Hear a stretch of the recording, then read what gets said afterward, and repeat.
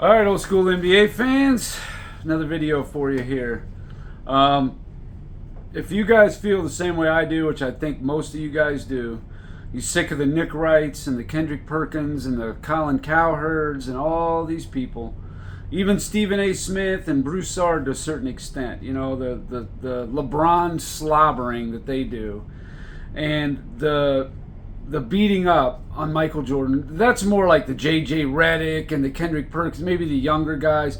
Stephen A. Smith and Broussard and some of the older guys will defend their era to a certain extent. But the younger guys, they just think it was garbage. And this is kind of a Kendrick Perkins, just idiotic take that he brought up. He thinks that because somebody is 6'3" or 6'4", that, oh, that's not good competition. Oh, Jordan was taller than they were. Like that really even matters. Like it has anything to do with anything. So I decided to look into it. Is there any truth to that? Let's find out. So I decided to do the 93 season because that was the end of the first three-peat, Michael Jordan's first retirement. I wanted to look at what the league was. Shooting guards they talk about. Like they're just a bunch of like Joe Dumars and Jeff Hornacek. Oh, he played against those little guys. 1993 in the East. Here was who the shooting guards were. John Starks, he was 6'5", and anybody who didn't watch Starks play Jordan knows that he played him tough. He was gritty. He was in his personal space. He did not make it easy for Michael. Jordan will admit that to this day, I guarantee it. Reggie Lewis was 6'7". He was an all-star. Drazen Petrovic, 6'5". He was third-team All-NBA. Nick Anderson, 6'6". Jordan played him in the 95 and the 96 playoffs. Steve Smith was 6'8". Craig Elo and Gerald Wilkins on Cleveland, they were both 6'6". Kendall Gill on New Jersey was 6'5". Stacey Augmon on Atlanta was 6'8". Reggie Miller in Indiana was 6'7". Todd Day on Milwaukee was 6'7". The only shorter, under 6'5" shooting guards in the whole East was Joe Dumars, who made multiple all-defense. Hersey Hawkins and LaBradford Smith were all 6'3" each. Those are the smallest guys. And in the West, it was pretty much more the same. Yeah, in the West, it was, pretty much more the same. You had Dale Ellis, 6'7", Mark Macon, 6'5", Doug West, 6'6", Dan Marley, 6'6", Clyde Drexler, 6'7", Ron Harper, 6'6", Latrell Sprewell, 6'5", Mitch Richmond, 6'5". There's Hall of Famers in there I just named. Yeah, there were some guys that were 6'4", like Vernon Maxwell, Jeff Malone, Derek Harper, and Ricky Pierce. Byron Scott was 6'3". What's the point?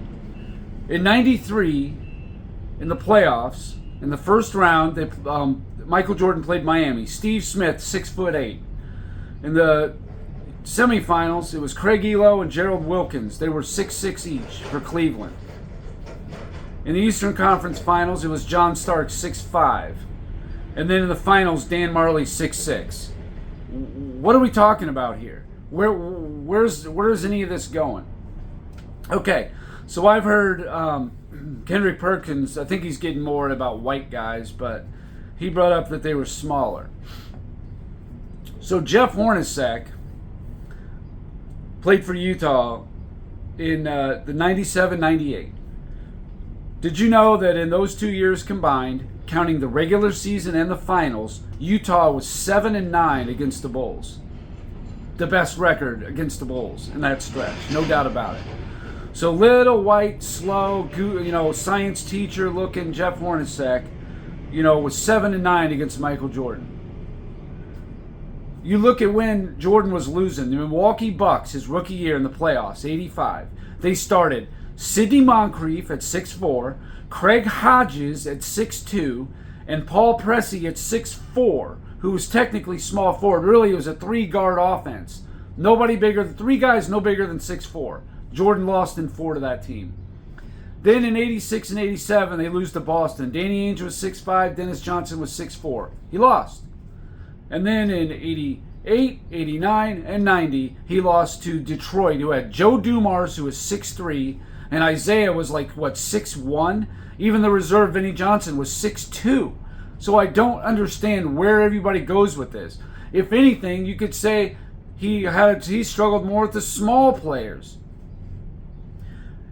In all 6 of his finals, his worst shooting performance, offensive performance, was against Seattle. Hersey Hawkins was 6'3", Gary Payton was 6'4". And Gary Payton didn't guard Michael Jordan the whole series. He did like the last maybe 2 games, pretty tight. But the first 3-4 games, it was Hersey Hawkins.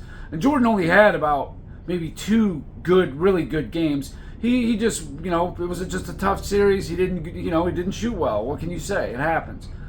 But anyway, I'm just saying, that is just the most ridiculous narrative. In the playoffs in 98, you had Kendall Gill, 6'5". You had Bobby Phills for Charlotte, 6'5". Reggie Miller for Indiana, 6'7".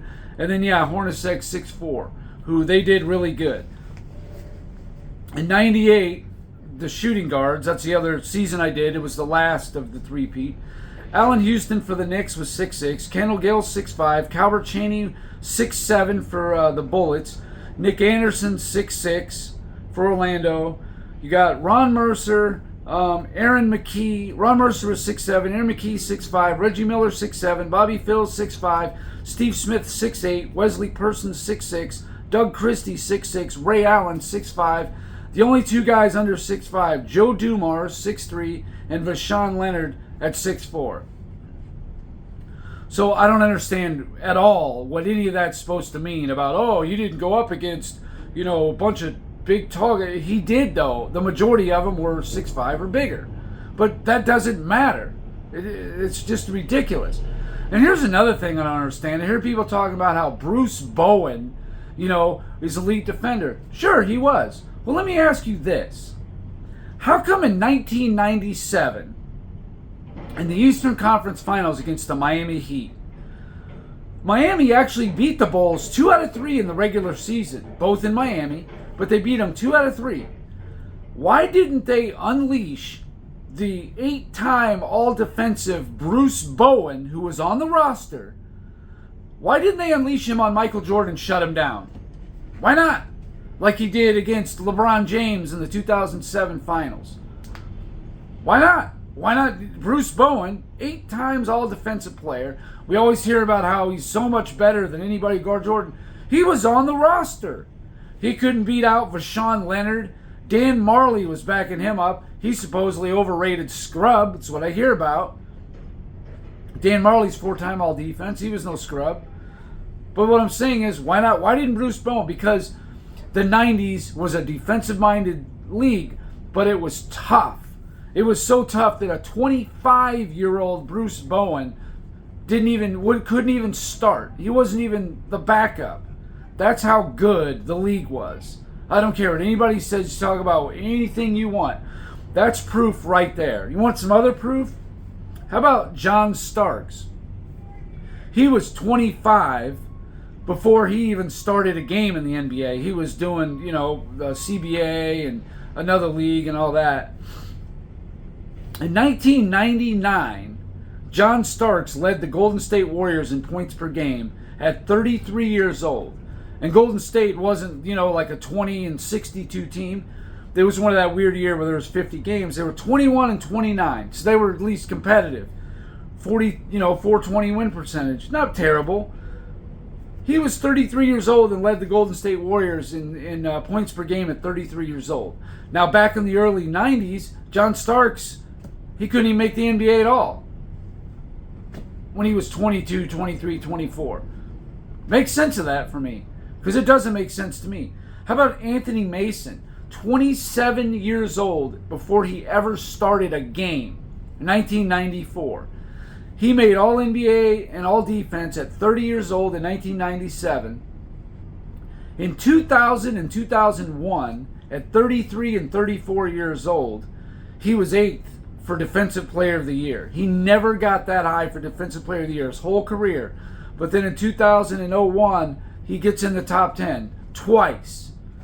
In 2000 and 01. Makes sense of that to me. Because it seems to me that in the late 80s and early 90s, the league was at its highest peak ever. That guys like John Starks and Anthony Mason, who made all-star teams, all NBAs, all defenses, later in their career, couldn't even make the NBA in the early 90s. And Bruce Bowen, a guy who was 25 in 1997, he played like one game. They drafted him, though. He was on the team. Why wasn't he shutting down Michael Jordan at 25 years old? It doesn't make any sense to me either. Believe me, I don't get it. Not till he was like 30 did he start, maybe 27 or 20, whatever it was he start making all these all-defensive teams and all that kind of thing. I'm just saying. My point is, maybe the league is a little more competitive than you guys think it is. You know, all you young whippersnappers who think that, you know, the 80s and 90s is so overrated and everybody moved like statues. And well, the guy who gave LeBron James trouble in the 07 finals couldn't even make the team in 97 when he was 25. Make it make sense, because I can't. That's 10-year difference. At 35, he's shutting down LeBron James. At 25, he can't even make the team. Anyway, leave in the comments, make sense of it for me, because this whole, you know, Jordan playing these smaller players and all this never made any sense to me. He actually did better against the bigger players. It's just a stupid talking point that really makes no sense to me at all. So anyway, till next time.